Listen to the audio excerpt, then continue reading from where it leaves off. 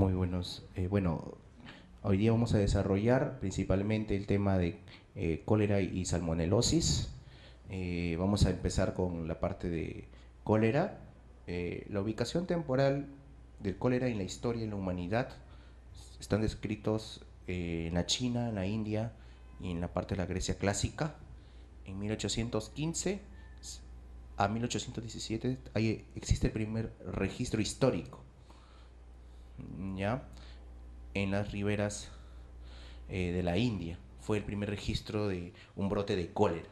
En 1826 al 36, el cólera llega a Europa, ¿no? Reportándose en Moscú, Berlín, Londres, París, ¿no? Y posteriormente llega a Estados Unidos un brote en Nueva York. Ya en 1854, por las muertes presentadas en Londres, John Snow da a conocer la importancia, ¿no?, de que es el agua contaminada, el estado del agua, un medio de transmisión para esta enfermedad. Y en 1883, Robert Koch aisló el agente causal que actualmente lo conocemos como Vibrio cholerae. La última pandemia registrada en Bangladesh fue en el año 92. Posteriormente, la epidemia se propagó a la India y ocurrieron consecuencias también en la China, Tailandia y Malasia. En el año 94 hubo una crisis en Ruanda, la presencia de varios brotes, más o menos 48.000 casos reportados, 23.800 muertes, ¿no? Y que principalmente se reportaron en los campamentos de los refugiados del Congo. En el año 2001, la OMS, a través de su red mundial de alerta, se reportaron 41 brotes y involucraron a 28 países. Robert Koch, dentro de sus estudios al aislar al Vibrio cholerae, creía que todo esto era causado por un miasma. No. En 1854, Filippo Passini propone la teoría del germen. Identifica que es un germen en forma de coma, de bastón, y que esto causaba la enfermedad. Pero más aún, en 1883, cuando el cólera ingresa a Egipto, Alemania establece que la etiología microbiana del cólera daba sustento que el cólera era de etiología microbiana y lo constituía como una piedra fundamental, ¿no?, y que fue uno de los principales pilares de la microbiología clínica. La epidemia de cólera en las Américas es conocido. En el año 91 se desarrolló una epidemia de cólera en el Perú, ¿no?, que duró aproximadamente hasta febrero del 92. Si queremos ir más aún, en marzo del 93 se desarrolló un brote en Argentina que pasó por Uruguay, se extendió a Brasil y luego posteriormente un brote ya en México, que es lo que se ha reportado. Datos del Hospital 2 de Mayo en el año 91 al 2001. Vemos que en pleno brote de cólera entre el 91 y el 92 y el 93, aproximadamente entre 13.000 y 14.000 personas padecieron de cólera. Los países con áreas con casos de cólera, según el reporte en el año 2004, vemos que Brasil, Ecuador, Venezuela, Colombia son los países de Sudamérica más comprometidos, y más aún los países del África, los países de la India, China, ¿no?, como son los más países que han reportado casos de cólera. Vemos acá los casos por 1.000 habitantes del año 84 al año 2006, vemos que en América siempre son los casos más importantes, más registrados hasta el año 98. Y posteriormente ya hay en África, a partir del año 2000 para adelante han aumentado los brotes en África.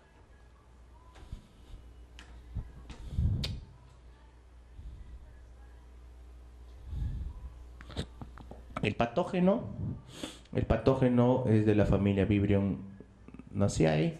Son bacilos gram negativos curvos en forma de bastón o en forma de coma. Son anaerobios facultativos, son móviles y requieren de sodio para su crecimiento. Actualmente han sido causantes de brotes epidémicos los serogrupos O1 y O139. Y todos estos casos deben ser notificados a la OMS como cólera. Pues acá vemos que para el serotipo 1 hay dos biotipos, el clásico y el TOR. Y cada biotipo tiene dos serotipos diferentes, Inaba y Ogawa. No olvidar que el reservorio importante son las aguas marinas cálidas, que representan el principal reservorio natural del agente etiológico del cólera. Acá vemos un resumen que hay dos serotipos, el O1 y el O139, el clásico y el TOR para el O1, y cada uno tiene subtipos, Inaba, Ogawa y Hijama.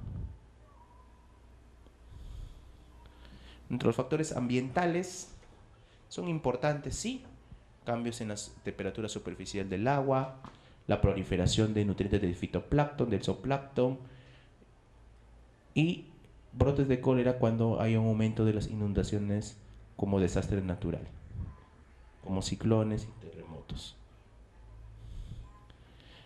Hay estudios que son reportados ya en el año 2005 que se ha determinado que la adhesión del Vibrio cholera a la quitina, dentro de la ecología microbiana, y que a través, que son la envoltura principal de estos crustáceos o de unos animales invertebrados marinos, formando biofilm.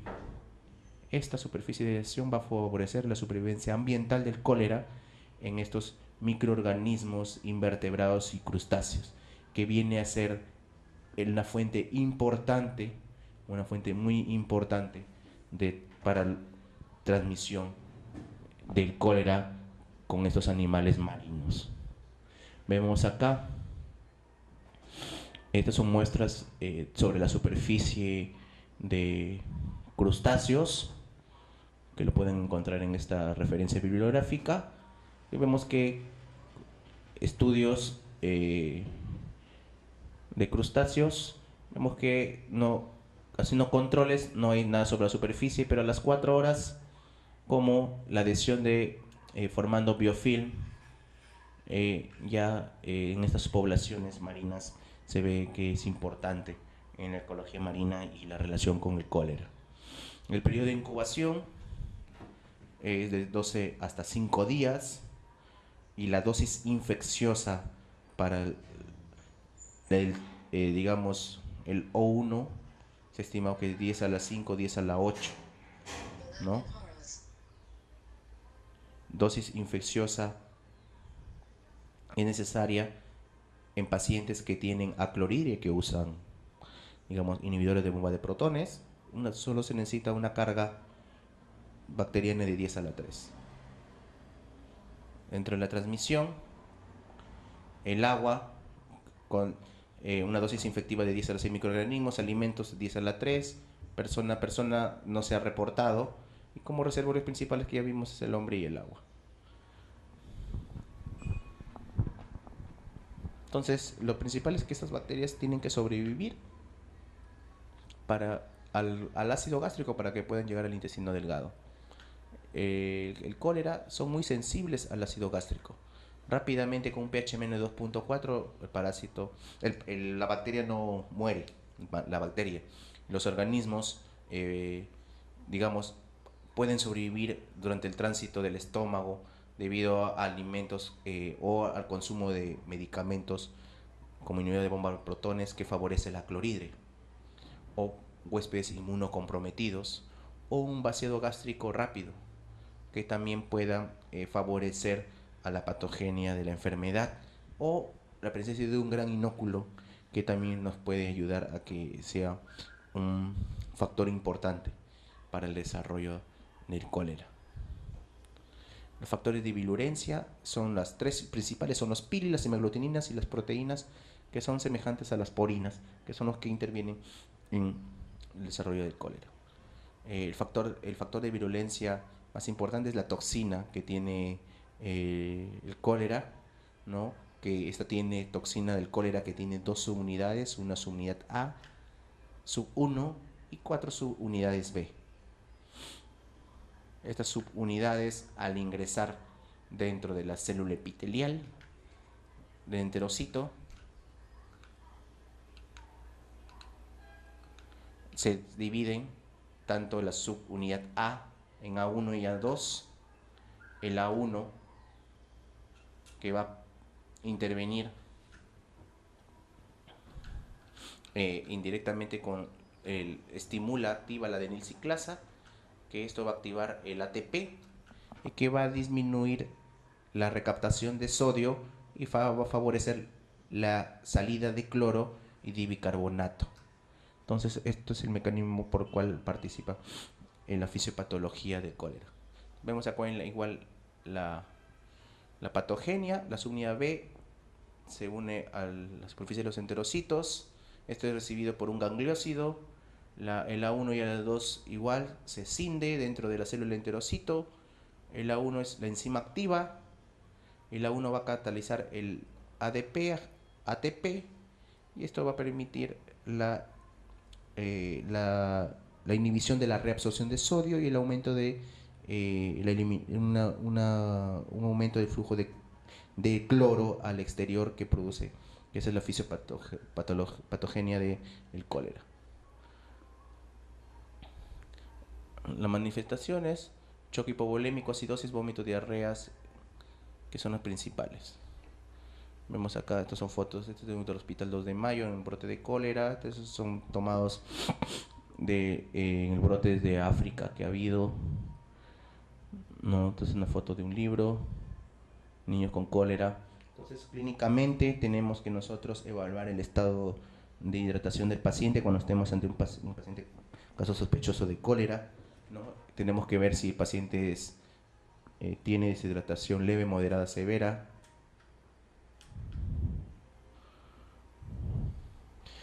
¿No? De acuerdo, evaluando el estado mental, el pulso, su presión, ¿no? Principalmente. El cuadro clínico, ya sabemos que es la deshidratación. El diagnóstico es la observación a través de campo oscuro, del Vibrio, cólera o otros métodos de coprocultivos utilizando agar de tiosulfato citrato o lagar de telurita taurocolato, o técnicas de PCR. Las complicaciones, vimos insuficiencia renal aguda, trastorno hidroelectrolítico, entre los más importantes como shock también hipovolémico. El tratamiento: tetraciclina, doxiciclina, cotrimoxazol. Vacunas que hay hasta la fecha: una vacuna parenteral que está desarrollada en Estados Unidos, vacunas orales que principalmente son bacterias muertas que tienen la recombinación de la subunidad B, ¿no? Dentro del serotipo O1.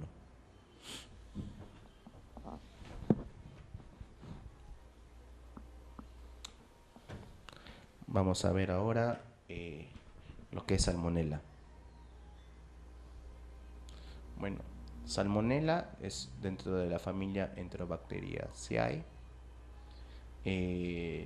Tiene, como toda enterobacteria, flagelos, tiene una cápsula, tiene lipopolisacáridos, LPS, tiene antígenos en su superficie, ¿no? Tiene una capa de peptidoglicano, tiene pilis, que es lo que dan las características de las enterobacterias. Hay brotes, sí, el brote más importante es leche contaminada, pasteurizada, ¿no? En el año 86, ¿no? En el que hubo casi 100.000 personas, 25.000 personas tuvieron brote por salmonela, ¿no? La salmonela ingresa a través del tracto gastrointestinal, produce su diseminación a través de los nódulos linfáticos al vaso y al hígado, ¿no?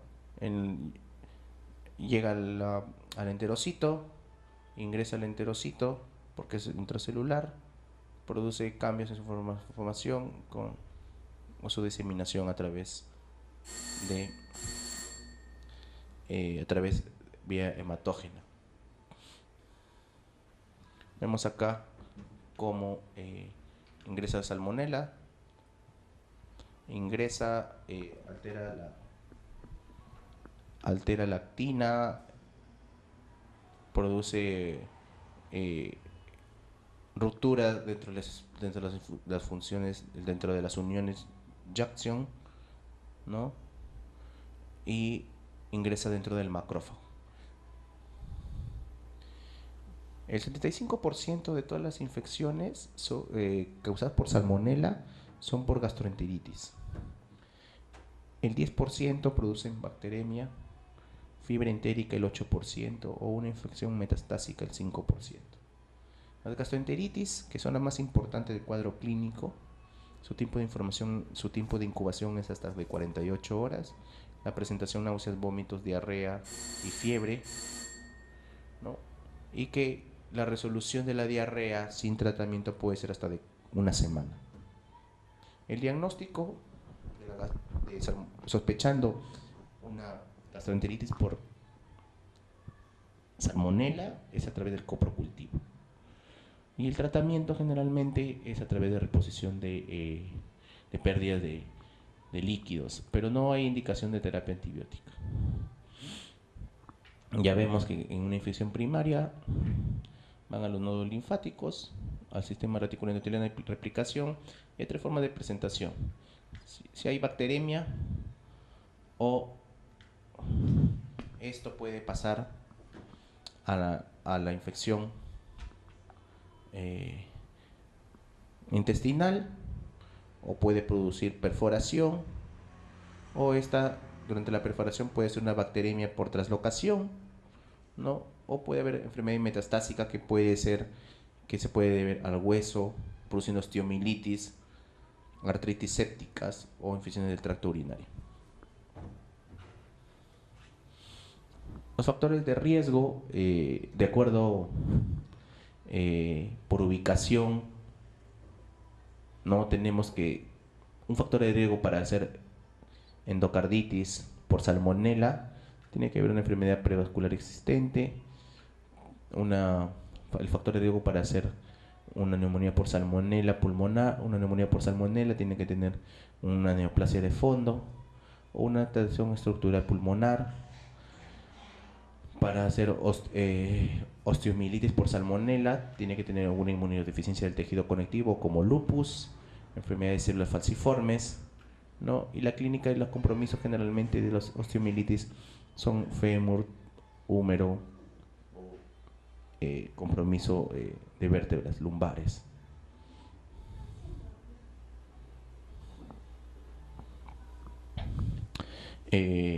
Para compromiso hepatobiliar, los factores de riesgo el paciente tiene que ser cirrótico, tener algún neoplasia de órgano sólido como hepatocarcinoma. Para infecciones urinarias, el paciente tiene que tener una neoplasia de fondo, tiene que ser o trasplantado renal o urolitiasis.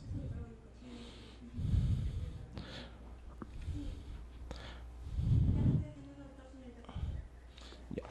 Tratamiento. El tratamiento principalmente es en casos de bacteremia sin focalización, el uso de ciprofloxacino de 500 miligramos endovenoso por 7 días. En caso que haya una infección con focalización, ¿no? El uso de quinolonas o ya si hay un compromiso de endocarditis o una infección endovascular, tendrá que manejarse como las guías clínicas de una endocarditis. La relación salmonela-VIH sí es más frecuente en recuentos CD4 menos de 200, generalmente asociado a bacteriemia recurrente en el 45% de los casos, con alta tasa de mortalidad que pueden llegar hasta el 80%. No olvidar que salmonelosis recurrente, bacteriemia por salmonelosis recurrente SP, es un criterio de diagnóstico de estadio C según la CDC en su reporte del año 93. Otras infecciones tenemos la chiguela. La chiguela, hay 4 especies: Shigella dysenteriae, la Flexneri, cada uno con grupo AB, y la Boidi con la Sonnei CID, cada uno con diferentes serotipos para cada especie. Igual que la Shigella, igual que el Salmonella, invade los macrófagos, ¿no?, dentro del enterocito, ¿no? Compromete también al enterocito del colon con invasión celular. Lo importante, el gran compromiso que es este del colon, invasión del epitelio con colitis, pérdida de líquidos y electrolitos. El segundo es de yeyuno con pérdida de líquidos y electrolitos, que son las porciones más importantes que compromete la Shigella en el tracto gastrointestinal. Se ha asociado a una disentería, llamada una disentería basilar, con la presencia de con una inflamación del hilo terminal y colon, ¿no? Y que lo más importante es que, igual que en la gastroenteritis por salmonela, los mayores, igual que para capa Shigella, también son autolimitados los episodios y se resuelven alrededor de los 7 días sin secuelas. Para Shigella está relacionado con el síndrome urémico hemolítico, insuficiencia renal aguda, trombocitopenia y hemólisis, producido por una toxina Shiga, ¿no?, de Shigella dysenteriae, que es una enterotoxina relacionada con el síndrome urémico hemolítico. El diagnóstico es a través de las materias fecales con tinción de azul de metileno, 1 gramo, y observar a esta enterobacteria. También podemos utilizar el medio el agar Salmonella Shigella o el agar Mancón, que es de los más importantes. La OMS en el año 2005, para el control de shigellosis, el tratamiento de primera línea es ciprofloxacino, ¿no?, en formas adultas de 500 miligramos cada 12 horas por 3 días, vía oral, ¿no?, o como tratamiento de segunda línea, el uso de ceftriaxona a una dosis de 100 miligramos por kilo, intramuscular o endovenosa de 2 a 5 días.